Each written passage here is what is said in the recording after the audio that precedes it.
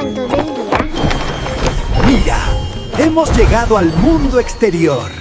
¡Es hora de nuestra aventura! La biblioteca de los Copos flotaba sobre el pueblo como un enorme trineo de madera y luz, repleta de estanterías que olían a canela y cuentos navideños. Allí vivía Dorian Gray, un niño cuidadoso que guardaba sus risas como si fueran luciérnagas, temiendo que se gastaran si las dejaba volar. Tenía amigos que venían a leer y jugar entre los pasillos, Lila con bufanda de estrellas, Bruno que coleccionaba marcapáginas y Maya que sabía encontrar los finales felices hasta en los mapas. Entre los libros descansaba un globo aerostático con forma de esfera de nieve, anclado a un atril y abrigado con cintas rojas. Cada tarde los cuatro se sentaban a escuchar cómo los cuentos susurraban villancicos desde sus páginas. Todo parecía perfecto hasta que un día las letras empezaron a desteñirse como si alguien apagara la chimenea del invierno desde dentro de los relatos. Las portadas perdieron brillo y los copos pintados dejaron de bailar en los márgenes. Un murmullo recorrió las estanterías. Sin risas compartidas, los cuentos no tienen chispa. Lila señaló el globo aerostático y propuso un viaje por el cielo de copos para recoger carcajadas, pues los viejos manuales decían que arriba, entre nubes de azúcar y nieve, flotaban risas guardadas por los vientos de diciembre. Dorian apretó los labios. Le daba miedo abrir su cofre invisible de sonrisas. Pensaba que si la soltaba, se quedaría sin nada para sus momentos a solas. Bruno apretó una palanca, las cuerdas tintinearon y Maya acomodó cojines de terciopelo para el despegue. El suelo de madera se convirtió en muelle, y la sala de lectura pareció despedirlos con el parpadeo tibio de sus lámparas. El globo trepó más allá de la ventana circular del techo y el mundo se volvió un cielo de copos luminosos. Los cristales de nieve eran tan grandes como galletas y sonaban como campanillas al rozarse. Cada vez que alguien reía, los copos se multiplicaban y danzaban alrededor, como si la risa tuviera manos y pies invisibles. Al principio, Dorian se limitó a sonreír por dentro, mirando cómo Bruno se inventaba trabalenguas imposibles y Maya narraba la historia de un reno que aprendía a patinar sobre estrellas. Lila propuso un juego, contar recuerdos divertidos de otras navidades, uno por cada copo atrapado en la cesta del globo. Bruno recordó el día que horneó una galleta tan grande que tuvo que saludarla con la mano. Maya confesó que confundió una guirnalda con una bufanda y fue al colegio haciendo ruido de cascabeles. Dorian dejó escapar un sonido mínimo, casi un soplido. El globo se elevó un poquito más. Se atrevió entonces a compartir la vez que confundió el reflejo de su gorro en una bola de árbol con un duende y pidió permiso para entrar a su propia casa. El cielo respondió con un estallido de copos que tintinearon alrededor como un coro. Cuanto más reían, más calorcito hacía y más ligero se volvía el viaje. Dorian sintió que su risa no se gastaba, sino que crecía y hacía eco en el pecho de sus amigos. De regreso, la biblioteca de los copos los recibió envuelta en un brillo nuevo. Las páginas recuperaron su tinta como si alguien las hubiera regado con chocolate caliente. Los cuentos navideños respiraron contentos y hasta el globo aerostático se acomodó en su atril con un suspiro redondo. Dorian miró el rincón donde solía guardar su risa invisible y comprendió que no era un tesoro para encerrar, sino una linterna para encender junto a otros. Organizó una hora de cuentos compartidos, donde cada niño aportó una chispa, chistes suaves como lana, anécdotas que sonaban a campana, aplausos que olían a galletas recién horneadas. Mientras las voces tejían historias por la sala, Dorian descubrió que la alegría viaja mejor en compañía, como aquel globo que los llevó por el cielo de copos. Esa noche, antes de cerrar los ojos, supo que la risa, cuando se comparte, no se parte, se multiplica, calienta los libros y agranda el corazón de todos. En Lisboa, donde las cuestas huelen a mar y pan dulce, vivía Pacha, una pequeña viajera de mochila verde que corría ligero sobre la calzada portuguesa como si cada adoquín fuera un cuento por descubrir. Le encantaba saludar a los tranvías amarillos que subían por Alfama, guiñarles un ojo a las gaviotas y probar pastéis de nata en cada esquina. Pacha estaba convencida de que bastaba hablar rápido y sonreír mucho para que todo fuera bien. Si me río, todos se reirán, pensaba mientras pasaba frente a la C, dejando que el sol hiciera brillar sus ojos curiosos. Conocía a Tiago, que tocaba fado al atardecer, a Dona Lourdes, que vendía pescado fresco y historias saladas, y a la conductora del 28, que parecía seria como un faro. Pacha quería ayudar a todo el mundo, pero aún no sabía que ayudar sin escuchar es como trazar un mapa sin mirar la ciudad. Maravilloso, ¿verdad? Si les está gustando, denle me gusta. Y continuamos con otra historia del día. En la orilla de un lago helado, donde el invierno pinta arabescos en los cristales de las ventanas y la luna juega a esconderse entre copos, vivía un pequeño al que todos llamaban el patito feo. Sus plumas, de un gris indefinido, no parecían reflejar la luz como las de sus hermanos brillantes, y su cuello siempre se inclinaba un poco cuando sentía las risas que flotaban a su alrededor. Aún así, cada noche salía a contemplar la procesión de faroles de hielo que guían a los viajeros, esculturas transparentes, talladas con paciencia, que guardaban dentro chispas de luz. Decían que eran mágicos, que nacían de la bondad compartida y por eso iluminaban los caminos perdidos. El patito, sentado en el borde del muelle, suspiraba soñando con pertenecer a esa luz, pero pensaba que su reflejo empañaría cualquier farol. Una tarde, el viento comenzó a rugir como un lobo hambriento, y las nubes cerraron el cielo en un abrazo oscuro. Se acercaba una tormenta que haría invisibles los senderos del lago, y una caravana de viajeros, con mochilas y mejillas heladas, se aproximaba titubeante al pueblo. Los mayores corrieron a encender los faroles de hielo, pero muchos estaban cuarteados por el frío, otros apagados. «No hay suficiente luz», murmuró alguien. «Volverán a perderse». El patito feo apretó el pico. Se acercó al primer farol y lo rozó con su aliento tibio, pero apenas logró un parpadeo. Una pata presuntuosa se rió. «No puedes ayudar, vas a opacar el brillo». Entonces oyó un susurro, como una campanilla en el bolsillo de la noche. Era un farol muy viejo, con una flor congelada en su centro. «La magia de las luces que invita a compartir no se enciende con orgullo», dijo la voz, «sino juntando pedacitos de luz de muchos corazones». El patito miró a su alrededor. ¿Cómo reunir tantas chispas en tan poco tiempo? En ese momento, tropezó con una luciérnaga que tiritaba dentro de una cúpula de hielo.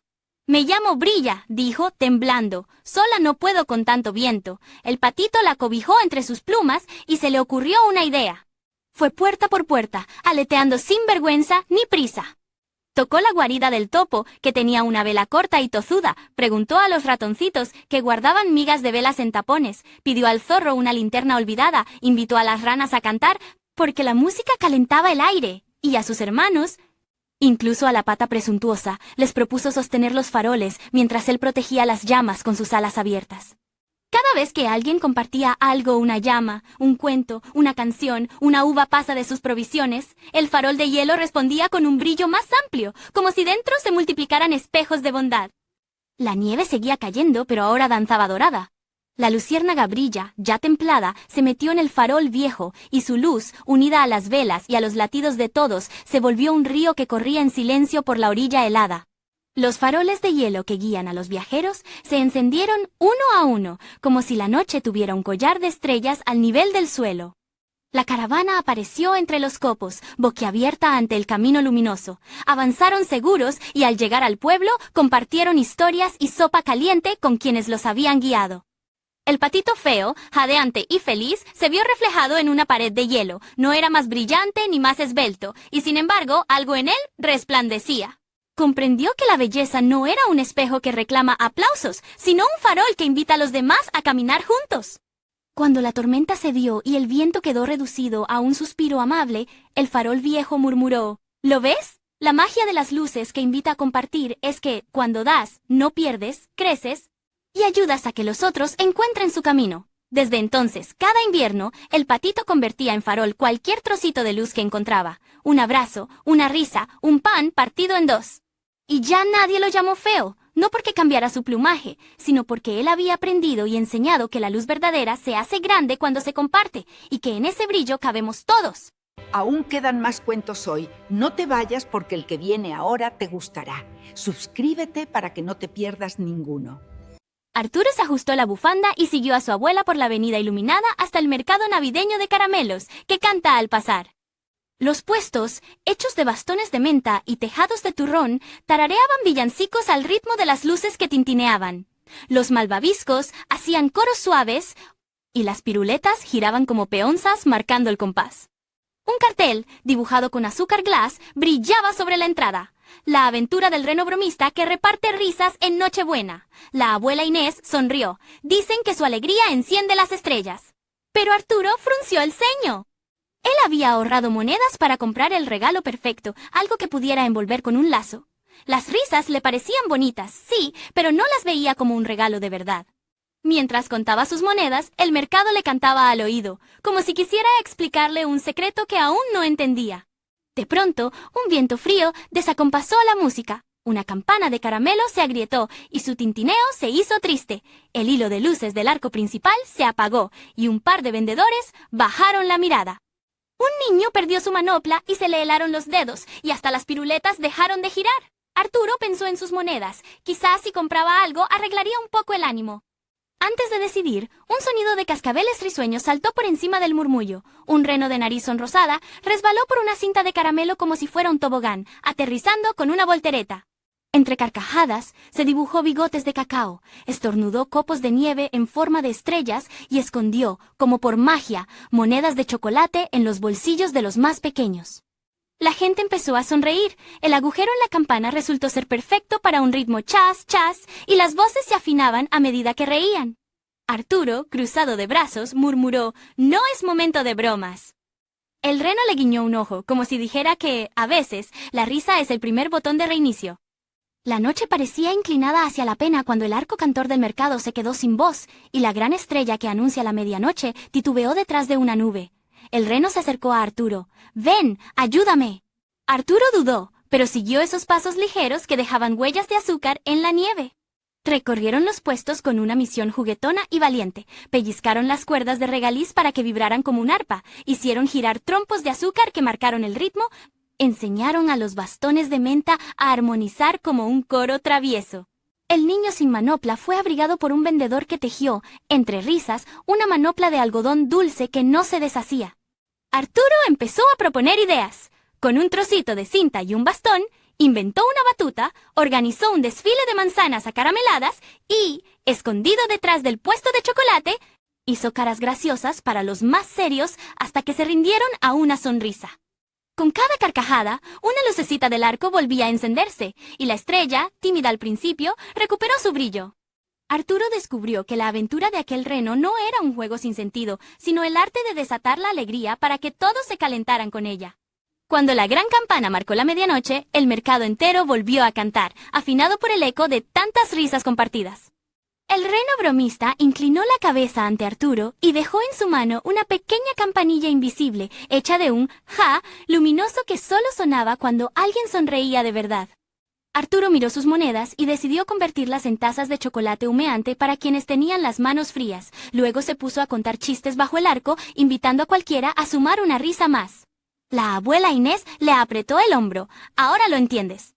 Arturo asintió, viendo cómo la estrella sobre el mercado guiñaba como un amigo. Había aprendido que la alegría que compartes en Nochebuena es un regalo que aligera los problemas, te une a los corazones y hace que el mundo cante contigo.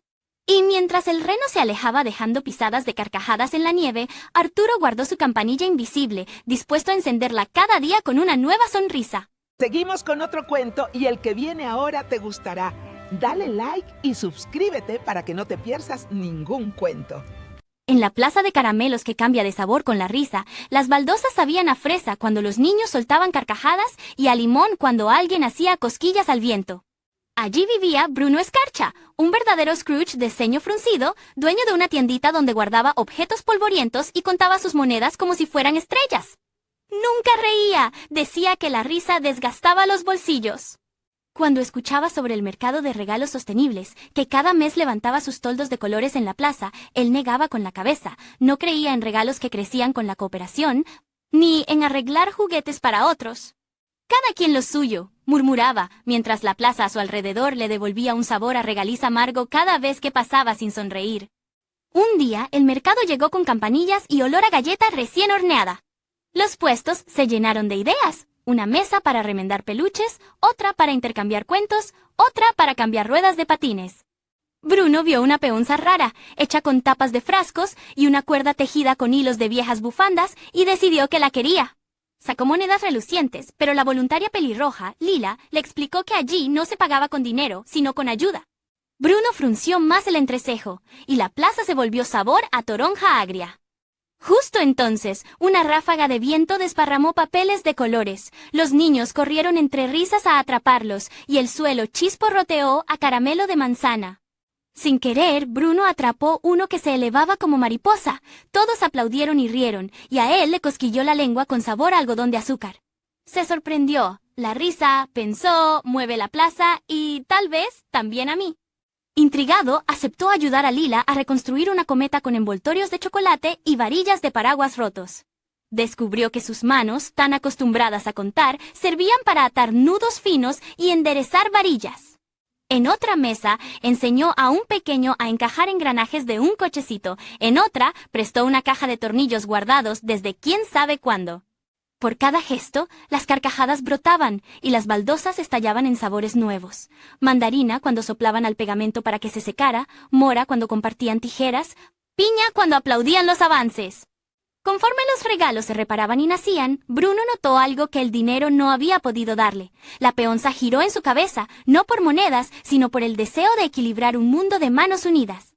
Cuando alzaron la cometa al cielo y zumbó como un susurro de abejas felices, Bruno soltó su primera risa redonda. El suelo se volvió vainilla cálida, y su ceño más liviano que una nube. Al caer la tarde, el mercado de regalos sostenibles celebró una pequeña ceremonia. Lila le tendió la peonza y dijo que la había ganado por enseñar a 2 niños a equilibrarla y por compartir su caja de tornillos. Bruno apretó el regalo, sintiendo que pesaba lo justo, ni mucho ni poco, lo que pesa un esfuerzo compartido. Miró a su alrededor y vio una cajita musical reparada entre 5 personas, una bicicleta que ahora giraba gracias a un freno donado y un libro que había recuperado páginas con dibujos nuevos. Entonces comprendió que los mejores regalos no se compran ni se gastan, se cultivan con tiempo, cuidado y cooperación, y al hacerlo, endulzan el mundo. Prometió abrir su tienda como taller del mercado, y cada vez que alguien frunciera el entrecejo, invitarlo a arreglar algo juntos para que la plaza cambiara de sabor. Y se fue a casa sabiendo, por fin, que la verdadera riqueza no está en lo que guardas, sino en lo que compartes y reparas con otros, porque solo la cooperación hace que la risa tenga gusto futuro. Maravilloso, ¿verdad? Si les está gustando, denle me gusta. Y continuamos con otra historia del día. En Verona, donde el río Adigio se curva como una cinta verde alrededor de puentes viejos y plazas brillantes, vivía un pequeño soñador llamado Theseus. Le encantaba escuchar historias desde el balcón de su tía, cerca de la casa de Julieta, mirar a los violinistas en la piazza de Hierve y oler el pan de nona Rina que salía humeante del horno. Pero a Theseus le parecía que sus pies eran de mármol. Prefería quedarse quieto, como una estatua de la arena, imaginando aventuras en lugar de vivirlas. La gente hablaba de un duende invisible llamado Movimiento Diario, que hacía cosquillas a las piernas y abría el pecho a la risa. Teseo sonreía al oírlo, pero decía que la brisa era suficiente viaje para él y que el mundo podía girar sin que sus zapatos se despegaran del suelo. Un sábado llegó la gran búsqueda del tesoro del Puente de Piedra, una carrera de pistas que cruzaba las calles empedradas, subía gradas del anfiteatro y seguía flechas de tiza hasta una caja roja escondida en algún rincón. Marco y Bianca invitaron a Theseus a jugar. Él prefirió mirar. Entonces, una ráfaga caprichosa robó su mapa, lo levantó como cometa y lo lanzó a danzar por la ribera del Adigio. Teseus corrió tras él y, tras pocos pasos, se cansó. La cometa de papel se alejó y él quedó jadeando a la sombra de una piedra romana, con las piernas pesadas y el corazón un poco triste. Fue entonces cuando el viento, rebotando en los arcos del puente, trajo un susurro. En el reflejo de un escaparate, una sombra le guiñó un ojo. El movimiento diario, travieso y amable, parecía decirle, empieza con un paso. No necesitas ganar, solo moverte un poquito. Teseus puso un pie delante del otro, despacio, como si caminara sobre los rayos de sol que se colaban entre las nubes. Alcanzó el primer dibujo de tiza y saltó dentro, y luego fuera. Probó 2 saltitos más. Subió 3 gradas de la arena de Verona, con los brazos abiertos como alas. Estiró los brazos en el puente de piedra y respiró profundo. El viento le hizo cosquillas entre los dedos. Nona Rina lo vio y le pidió ayuda para amasar, presionar, doblar, girar, harina en la nariz y carcajadas en el pecho. El gato Tito lo retó a un zigzag entre los puestos del mercado y Theseus lo siguió esquivando naranjas y saludando olores. El movimiento diario lo acompañaba sin prisa, escondido en cada juego, en cada recado, en cada paso que calentaba sus rodillas. No contaba los metros ni los segundos, contaba sonrisas, y con cada sonrisa el cuerpo de Teseus se despertaba como una ventana que se abre al sol. Al día siguiente, Teseo se levantó ligero como hoja de álamo y organizó con sus amigos la ruta del latido alegre, subir 3 escalones y bajar bailando, mirar las nubes estirando la espalda, cruzar el puente con paso saltarín, ayudar a amasar pan y repartirlo con la panadera. Las ventanas de Verona se abrieron para aplaudir a aquella pequeña comparsa que hacía girar la alegría por las calles. Al atardecer, de vuelta en el balcón, Teseos ya no se sentía estatua, sino campana. Cada día podía sonar mejor si lo ponía en movimiento. Comprendió, en su propio cuerpo, la lección que la ciudad le cantaba. Cuando abrazo el movimiento diario con juegos y pequeñas acciones, mi cuerpo se mantiene activo, mi mente despierta y mi corazón contento. Si me quedo siempre quieto, me pierdo la música del mundo. Desde entonces, en Verona, cada amanecer traía un plan sencillo y divertido, y Theseus supo que cuidarse es moverse con alegría, un día y otro, sin prisa y sin pausa. Seguimos con otro cuento y el que viene ahora te gustará. Dale like y suscríbete para que no te pierdas ningún cuento. Las casas de pan de jengibre se alzaban como castillos crujientes, con tejados de glaseado y ventanas de azúcar coloreada. Todo el pueblo estaba rodeado de humo dulce que olía a vainilla y canela, como un abrazo tibio que nunca terminaba. Allí vivía Willy Wonka, con su sombrero brillante y su bastón de caramelo, siempre inventando golosinas imposibles, trufas que cantaban villancicos, nubes de algodón que daban abrazos y cacao que chispeaba como fuegos artificiales.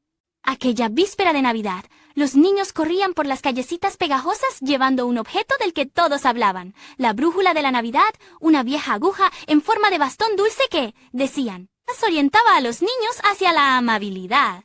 Willy guiñó un ojo, intrigado, y pensó que quizá esa brújula podría ayudarlo a encontrar el ingrediente secreto para su gran chocolate navideño. Nico y Luna, 2 pequeños con mejillas glaseadas, le prestaron la brújula con una condición: debía seguirla sin discutir. La aguja, en cuanto tocó la palma enguantada de Willy, no apuntó al taller ni a la bodega de cacao, sino a una casa de pan de jengibre cuya puerta se tambaleaba. Willy resopló, pero caminó. Allí, la señora Turrón intentaba sostener su tejado de galleta mientras el humo dulce lo ablandaba. Willy, con destreza de repostero y el corazón latiéndole como tambor, reforzó el borde con caramelo derretido, tarareando una canción. La aguja brilló y el humo a su alrededor se volvió más ligero, como si lo aplaudiera. Luego, la brújula lo llevó a un niño que escondía sus bombones por temor a no tener suficientes. Willy partió su última tableta en trocitos y la compartió con todos. Otra vez la luz, otra vez el humo endulzado volviéndose más claro. Así, de puerta en puerta, acto tras acto, Willy empezó a sospechar que la brújula no apuntaba a lugares, sino a momentos donde la amabilidad podía hornearse y servirse caliente. Esa noche, el pueblo preparó su desfile de luces de menta, pero el humo dulce se espesó tanto que parecía un laberinto de algodón. Los tambores de azúcar dejaron de sonar y las cintas de regaliz se enredaron con un chasquido. Se oyeron risitas nerviosas convertidas en suspiros preocupados. Willy, alarmado, agitó su bastón. Sus máquinas intentaron despejar la niebla con ventiladores de merengue, pero el humo se arremolinó terco. La brújula comenzó a girar sin rumbo, hasta que Willy vio a una niña sentada en un bordillo de galleta, llorando porque había extraviado a su hermano. Se agachó, le ofreció su propia bufanda de algodón de azúcar y la escuchó. De verdad la escuchó, con paciencia. La aguja se detuvo al instante y señaló un pasillo de estrellas de azúcar que condujo al hermano, que no estaba lejos. Más adelante, un gigante de malvavisco gemía porque los petardos de caramelo lo asustaban. Willy se disculpó por los ruidos y cambió los chasquidos por campanillas de chocolate melodiosas y suaves. Con cada gesto sincero, el humo perdía densidad, revelando farolitos de menta y sonrisas. La brújula, ahora firme, dirigió a todos a reunirse en la plaza, donde las luces volvieron a bailar sin enredos. Al amanecer, cuando la niebla dulce era ya solo un perfume, la brújula de la Navidad apuntó silenciosa al pecho de Willy Wonka, justo donde guardaba sus ganas de sorprender. Entonces lo comprendió. La brújula no señala el camino a un ingrediente raro, sino al lugar donde la bondad hace falta. Ese día, antes de abrir su fábrica, cambió una regla. Primero se bate la amabilidad, luego el chocolate. Invitó a todo el pueblo a catar su nueva creación, corazones de jengibre rellenos de chocolate tibio que decían gracias al derretirse. Los niños, con la brújula en alto, reían al ver que la aguja ahora bailaba entre ellos, porque la amabilidad crecía por todas partes. Y mientras las casas de pan de jengibre exhalaban un humo dulce que sabía a historias compartidas, Willy contó su secreto recién descubierto. Cuando tratas a los demás con cariño, el mundo te muestra caminos que ningún mapa enseña. Ese Más que un truco de fábrica, era el gran tesoro de la Navidad y de todos los días del año. Aún quedan más cuentos hoy. No te vayas porque el que viene ahora te gustará. Suscríbete para que no te pierdas ninguno. El sol amanecía sobre Fortaleza, dorando la arena de la playa de Iracema, un zumbido azul, y de un bolsillo salió un felpudo gato robot, Doraemon. Había viajado para conocer la ciudad de los vientos y las risas. Caminó por la avenida Beira Mar, oliendo a tapioca tostada y coco helado. Escuchó un trío de forró con acordeón que hacía bailar a vendedores y pescadores. En el mercado central, niños de muchos barrios corrían entre redes y rendas de vidrio. Algunos hablaban con acento cantado, otros con palabras nuevas que sonaban a mar. Doraemon sonrió, pero se rascó la cabeza. Tanta variedad le parecía un rompecabezas. Sacó su traductor de sonrisas para saludar a todos y, aunque entendió cada gesto, sintió que el juego que más le gustaba, hacer amigos, estaba revuelto como olas en día de viento. Por la tarde, en la arena, organizaron un gran juego de construir castillos y volar cometas junto a la ponte dos ingleses. Un niño usaba muletas rápidas, una niña sonreía con lengua de señas, una vendedora contaba chistes con ritmos de maracatu y un turista mezclaba palabras de otro país. Doraemon pensó, si todos fuéramos iguales, sería más fácil. Entonces, con un chasquido, sacó de su bolsillo el uniformizador Ultra, que prometía que nadie se quedaría atrás porque todos tendrían el mismo tamaño, la misma voz y la misma manera de jugar. Al principio pareció práctico, pero de pronto los colores del atardecer se apagaron, las cometas volaron sin piruetas y la música sonó plana. Nadie reía igual, los chistes no tenían gracia y el castillo de arena quedó sin torres diferentes. La niña que hablaba con las manos dejó de entenderse, el niño de muletas no pudo mostrar su truco de equilibrio y hasta las jangadas parecían fila de cuadros calcados. Luana dijo, «Esto no está bien». Dibujando un corazón en la arena, añadió, «A mí me gusta como soy y me gusta cómo son los demás». Joan, con pecas como granitos de sal, añadió, «Mi hermana nació en otro estado, mi mejor amigo tiene una prótesis que brilla al sol y mi abuela teje rendas que nadie más sabe hacer». Doraemon miró alrededor y se dio cuenta de que su invento había apagado la chispa de Fortaleza. Guardó el aparato y sacó el retroceso amable, que deshizo el efecto y devolvió cada color, cada voz, cada modo de ser.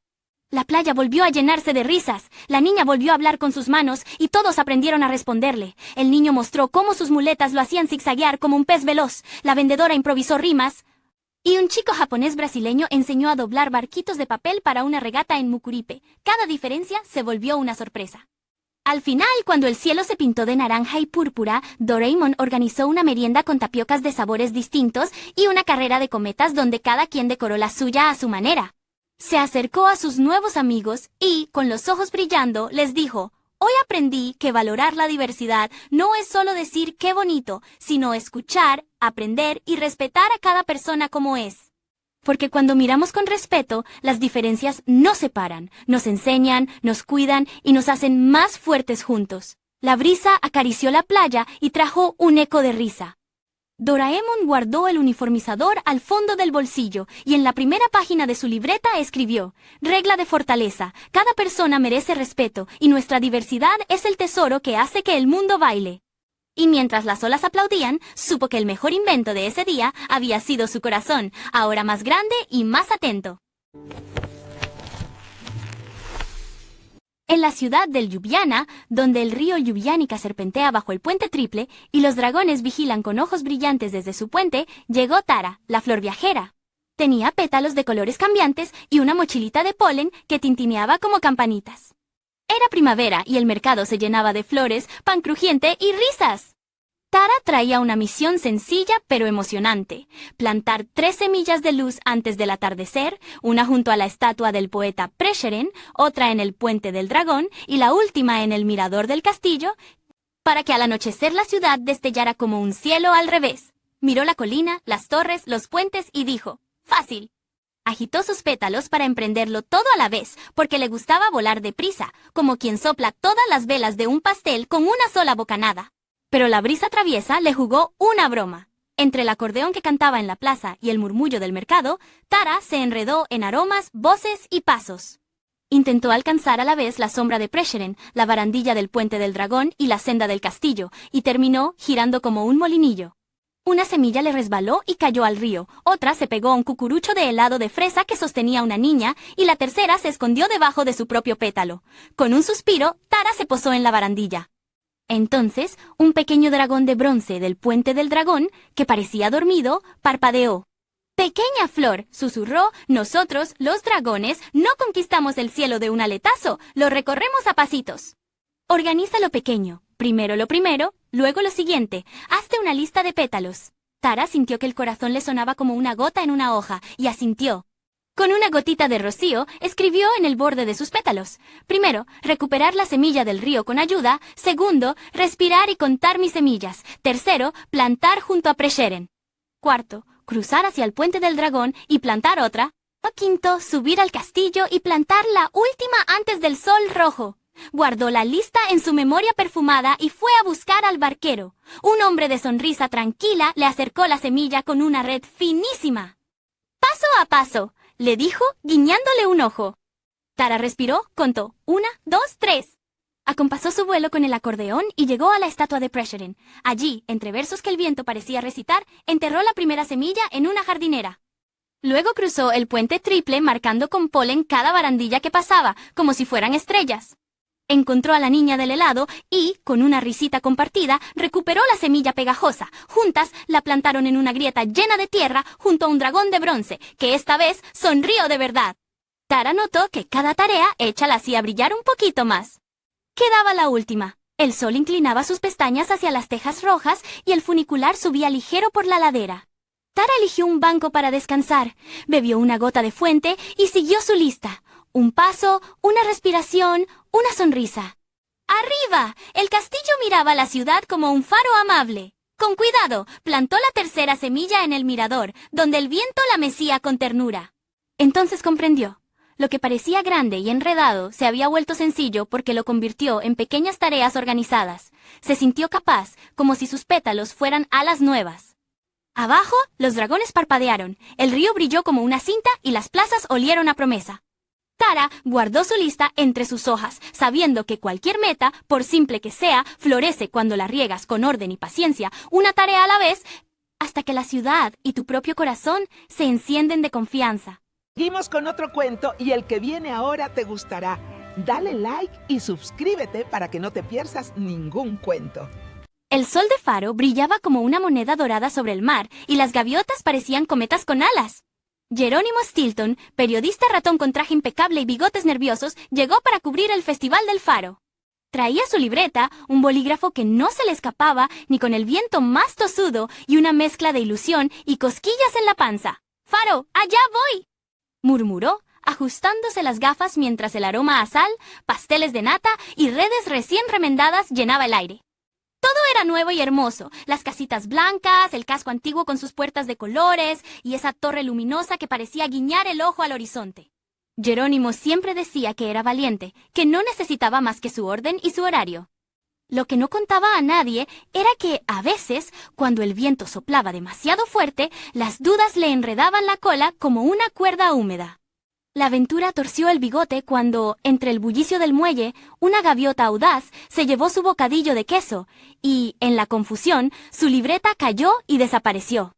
«No pasa nada, no pasa nada», repitió Jerónimo, pero el nudo en el estómago apretó. Sin su libreta, ¿cómo contaría la historia? Hizo como siempre, apretó los dientes, fingió calma y siguió adelante. Tropezó con una cuerda y casi fue arrastrado por un cubo con sardinas, para luego aterrizar, con dignidad dudosa, sobre una caja de madera. Una niña de ojos curiosos, Joanna, y su tía Inés, que vendía pescado y sonrisas, se acercaron. «¿Está todo bien?», preguntó Joanna. Jerónimo se ajustó el traje. «Perfectamente, solo estaba probando la resistencia de las cajas». La tía Inés lo miró con paciencia cálida. Poner palabras a lo que uno siente es como encender un faro por dentro. ¿Qué estás sintiendo de verdad, amigo? Jerónimo tragó saliva. ¿Qué pasaría si lo decía en voz alta? En la base del faro, el guardafaros, el señor Duarte, los invitó a subir. Ver el mundo desde arriba ayuda a ordenar el corazón, dijo, abriendo la puerta de madera. Mientras trepaban los peldaños, el mar susurraba historias antiguas. A mitad de camino, Jerónimo se detuvo. El eco de la escalera parecía repetir sus dudas. ¿Y si fallaba? ¿Y si lo tomaban por miedoso? De pronto, Joanna le dio la mano. Si pones nombre a tus emociones, sabremos cómo ayudarte, dijo. Jerónimo respiró hondo. Estoy nervioso porque perdí mi libreta y temo no poder escribir nada. Me siento triste y un poco vergonzoso. Necesito apoyo. La palabra apoyo rebotó en la torre como una campana suave. El señor Duarte sonrió. Eso sí que es luz. Inés sacó un pañuelo con peces dibujados y se lo tendió. Empecemos por buscar contigo. Yo anoto pistas, tú recuerdas tus pasos y Joanna pregunta por el muelle. Con cada frase sincera que Jerónimo pronunciaba, el faro parecía brillar más fuerte. Bajaron juntos y sus palabras se convirtieron en una brújula. Fui por el puesto de pasteles, luego al canto del pescador, después al banco azul, repasó Jerónimo. Un gato negro vigilaba el banco, y debajo, atrapada entre dos tablitas, estaba la libreta, con la primera página marcada por una pluma de gaviota intrépida. Jerónimo rió, ligero como la brisa. «Gracias», dijo, y esta vez sus gracias llevaban dentro alivio, gratitud y alegría. Esa tarde escribió su crónica desde la terraza del faro, contando no solo del mar y las luces, sino de cómo hablar de lo que uno siente reúne manos, enciende corazones y abre caminos. Al despedirse dijo, aprendí que las emociones son como el faro. Si las nombras, iluminan. Si las escondes, el barco se puede perder. Joanna levantó el pulgar. Inés le guiñó un ojo. El señor Duarte encendió la gran lámpara, y su resplandor abrazó la ciudad. Y Jerónimo, con la libreta segura y el corazón menos enredado, supo que pedir apoyo no lo hacía menos valiente. Lo hacía navegar mejor, incluso en noches de viento. Suscríbete a Cuento del Día.